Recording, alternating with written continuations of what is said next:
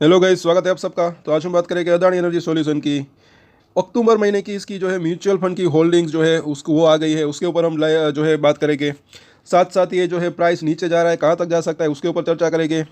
और कुछ लेवल्स के ऊपर नज़र रख सकते हैं, अगर वहाँ पर आए तो इसके ऊपर नज़र रख सकते हैं। जैसे कि यहाँ पर एक एग्जांपल है, हमने बात की थी। यहाँ पर भी अगर देखें तो दो बार यहाँ पर और यहाँ पर इसने जो एक अच्छा खासा बाउंस बैक का मौका भी जो है दिया था। शॉर्ट टर्म की बात करें तो अच्छा खासा इसके अंदर जो है गेन हुआ था। 920 से क्या कहाँ तक गया था, 1040 के आसपास। यहाँ पर अगर देखें 900 के आसपास गया था, 1080 के आसपास। तो ये शॉर्टर टर्म में भी जो है सपोर्ट और रजिस्टेंस जो होते हैं काफ़ी यूजफुल रह सकते हैं। जिनको ट्रेडिंग करनी है उनकी बात है, मतलब कि ये जो मार्केट की उठापटक इस तरीके से रहती है, उसमें से अगर किसी को ट्रेडिंग करनी है, छोटे छोटे ट्रेड लेकर भी, वो भी स्टॉप लॉस लेकर एक अच्छा मुनाफा कमाने का मौका मिल सकता है। नीचे में खरीदने की कोशिश कर सकते हैं, ऊपर में बेचने की अगर करना है तो। देखिए, बाकी जो लॉन्ग टर्म ट्रेडर्स है, लॉन्ग टर्म इन्वेस्टर है, चाहे तो अपनी होल्डिंग कंटिन्यू रख सकते हैं। लॉन्ग टर्म में अभी भी अच्छा रह सकता है, लेकिन ऐसा मुझे लग रहा है। लेकिन शॉर्ट टर्म में जो है वोलेटिलिटी रह सकती है। अभी MSCI इंडेक्स की बात करें तो जो फैसला किया उन्होंने कि अभी वो इंक्लूड नहीं करेगा उनके अंदर, उसका कुछ रीज़न भी दे। तब से ये जो है सेंटिमेंट जो है वो बिगड़ा और इस वजह से थोड़ा सा नीचे आया। अब साथ साथ अभी क्या हो रहा है, मार्केट के अंदर ज़्यादा की जो है तेज़ी नहीं आ रही है।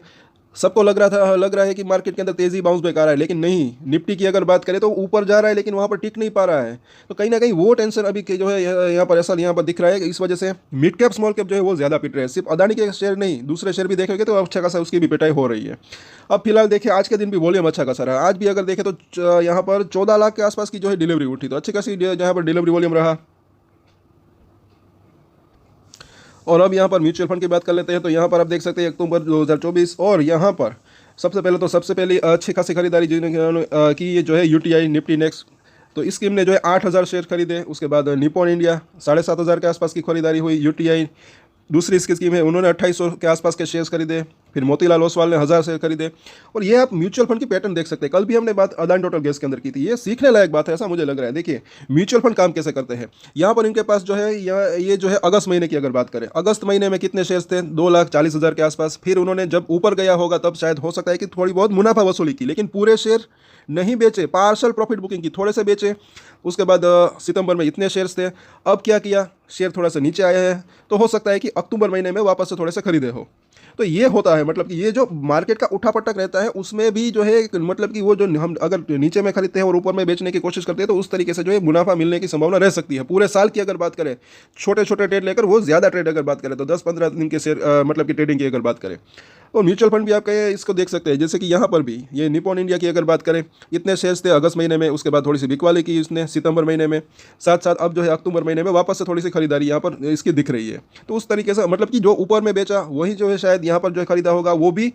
फॉर एग्जाम्पल किसी के पास अगर 100 शेयर है तो उसके अंदर 10 से 20 शेयर जो है ऊपर में बेच सकते हैं। उसके बाद जब भाव नीचे आता है तो वापस से खरीद लेते हैं। तो उस तरीके से भी अच्छा मुनाफा मिल सकता है, ऐसा मुझे लग रहा है।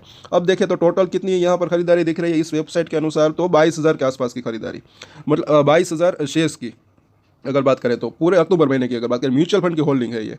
अब इसके चार्ट के ऊपर चर्चा करते हैं। पिछले इसके अंदर देखें तो 2-3 दिन में, ये 15 मिनट का चार्ट देखें तो हो ही ये रहा है। सवेरे सवेरे जो है वो जो लो बना देता है, उसके बाद हल्का सा बाउंस बैक देने की कोशिश करता है, लेकिन आखिर में जो सवेरे लो बना हुआ होता है वहीं पर इसने क्लोजिंग दी। आज भी वही चीज़ हुई।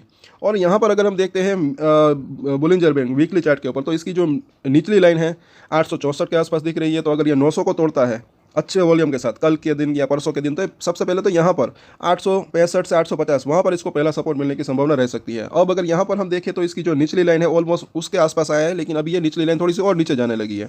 लेकिन ये 900 के आसपास अगर कल बाजार संभलता है तो हल्का फुल्का बाउंस बैक की संभावना रह सकती है। यहाँ पर अगर देखें तो MACD का बड़ा बेरिश क्रॉसओवर हुआ है, तो थोड़े से दिक्कत यहाँ पर भी दिख रही है। अगर अब 5 और 9 डेज का मूविंग एवरेज के जब तक ऊपर नहीं निकलता तब तक ये प्रेशर बना रह सकता है, ऐसा लग रहा है कहीं ना कहीं। RSI को देखें तो अभी भी 40 के आसपास है, इसीलिए या तो 850 या तो फिर उससे थोड़ा सा नीचे 820 के आसपास अगर आता है तो वहाँ से एक अच्छा वापस से बाउंस बैक आने की संभावना रह सकती है अगर गिरावट आती है तो। लगातार ये जो गिर रहा है, अब यहाँ पर अगर देखें तो उस लेवल के ऊपर नजर रख सकते हैं। 900 रुपये के आसपास का प्राइस है। अब इसके सपोर्ट और रजिस्ट्रेशन हम देख लेते हैं।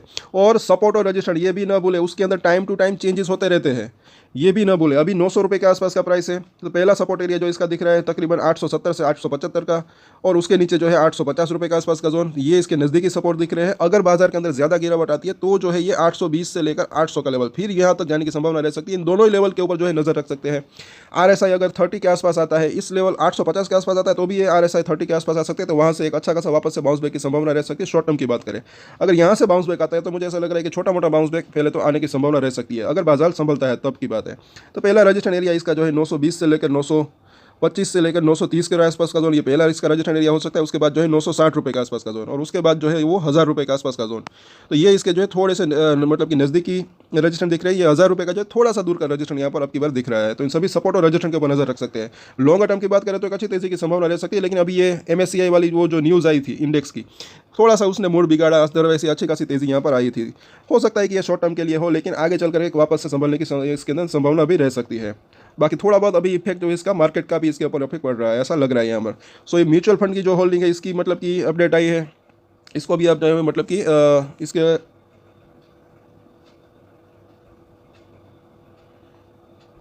मतलब कि कुछ म्यूचुअल फंड ने खरीदारी की है। तो कहीं ना कहीं लॉन्गर टर्म की बात करें तो वो भी एक जो है अच्छी चीज़ यहाँ पर दिख रही है। सो कल वापस से चर्चा करेंगे। तो इसके ऊपर अगर आपकी इसके अंदर अगर आपकी होल्डिंग है तो इसके ऊपर हम डेली टेक्निकल चार्ट के ऊपर चर्चा करते हैं। तो सब्सक्राइब जरूर करें हमारे चैनल को। और एक स्टैंडर्ड डिस्क्लेमर जो कि मैं हमेशा देता हूँ, आप कोई भी ट्रेड ले उससे पहले अपनी रिसर्च करें, अपने फाइनेंशियल एडवाइजर की सलाह ले, उसके बाद ही कोई डिसीजन ले। और डिसीजन ले तो उसकी जिम्मेदारी मैच्योरिटी के साथ खुद ही ले। ये वीडियो मैंने एजुकेशन पर्पस के लिए बनाई, मेरी तरफ से कोई भी बाय या सेल की रिकमेंडेशन नहीं है। Thank you.